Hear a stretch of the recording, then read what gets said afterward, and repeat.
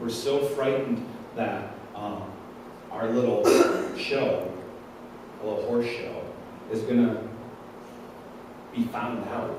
That they're going to realize that we're really not these perfect people that we pretend to be.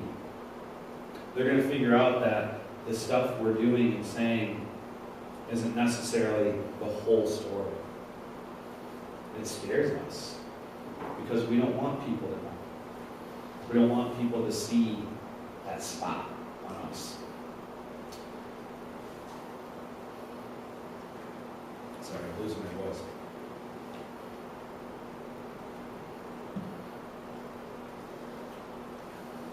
I'm going to read you just a little piece of this.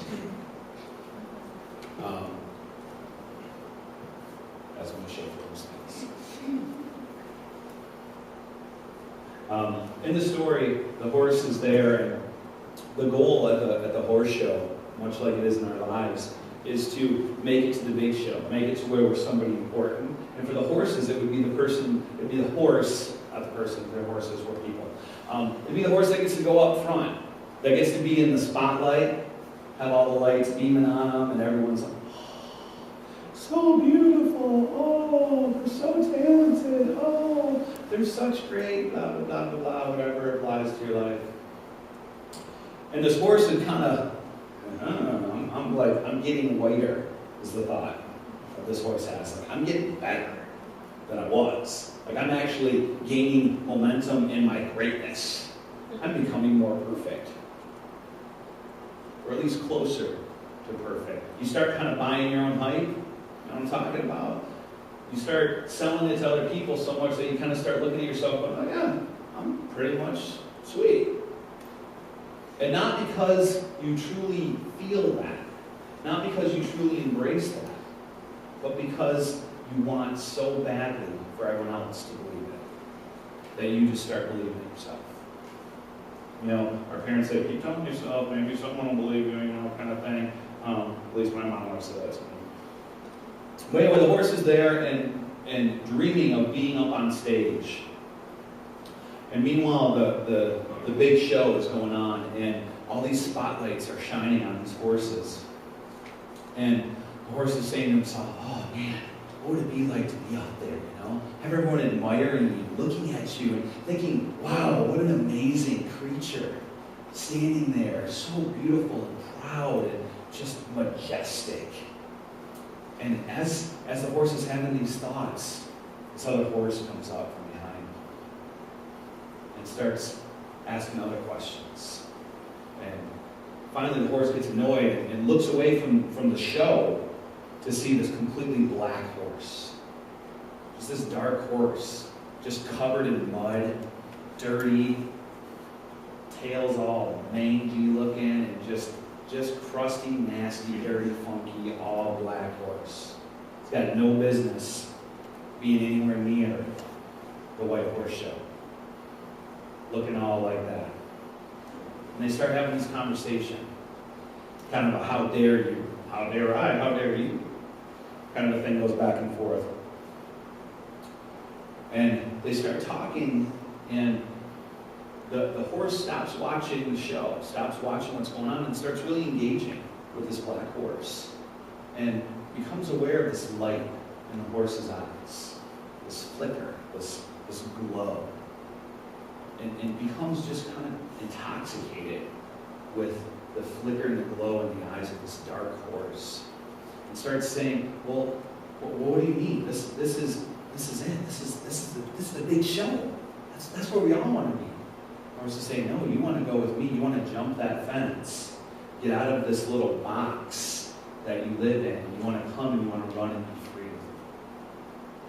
And as they're having this conversation, this is what the horse says.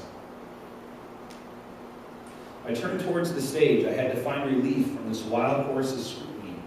I had to collect my thoughts, but as I stared at the staging area, something looked different. After looking at the dark horse, the stage lights looked somehow lesser, more diffused. The light on the horses was a frothy glow, reflecting back a surface sheen. But the light in the eyes of the dark horse flashed with pinpoint clarity and burned deep as a branding ram. I watched the horses come and go in the spotlight, striking their poses with casual grace. They'd all been through this many, many times. And suddenly it all seemed so hollow, useless, lifeless. And then with the new light that was already illuminating my thoughts, I saw in an instant the folly of this whole procedure. How foolish that it had never occurred to me before. I wasn't going to get any whiter being here at this ranch. I was only going to get more clever at appearing white. We spend a lot of our life hiding our stuff, keeping it from everybody, giving the appearance of something that isn't really there. We cover up our flaws. We hide them. You ever be out Christmas tree shopping? My mom was always like, only needs to have 3 good sides. You know, because that bad side's going in the corner. That side doesn't matter.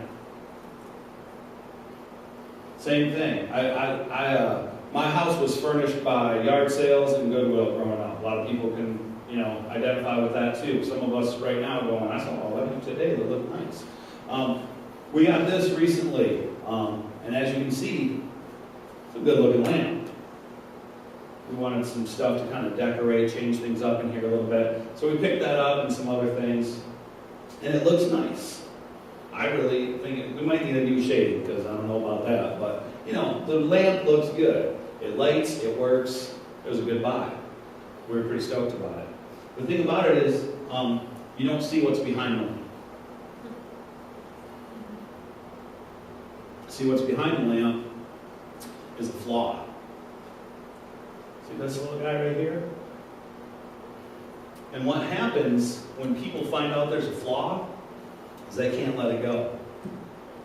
And in our lives and in the world, they take that flaw and they keep making it bigger and bigger, bringing more emphasis upon the flaw until we can't stand it anymore, until we can't hide it anymore. And what happens is we go from looking all pristine and beautiful like this to having our stuff right on display. And it bugs us like crazy. You're afraid that someone's going to come up and just kind of, well, look at this here. And if they start talking about the little flaw that's there, what if they start kind of picking at it? You already see a little bit falling on the table, little pieces falling off. And even if I had this piece, I couldn't make this perfect. I couldn't glue this together and make it perfect because there's some of the finish off. So I might be able to fill the hole, but I can't make it pristine again. I can't make it perfect like it was when it was created. And when our lives are turned around for the world to see, when they have an opportunity to look at the holes in our lives, we feel like we just want to hide. We want to pull this shade down even further. We want to go so far as to reach up and turn the light off, and draw the attention away from that area of our lives, from that place. And we're so worried that people are going to be able to pick and break that away a little bit, and really get in there. We want to just hide it. So we turn the light off. So no one looks at it anymore. That light is your life. And we turn it off and we hide it from the world so that they won't see the little hole. When I joked last week about what happens at closing time at the bar, and at the end I said, I wasn't really kidding, guys. I know exactly what happens when those lights come on at closing time, because I was the guy standing there 5 minutes.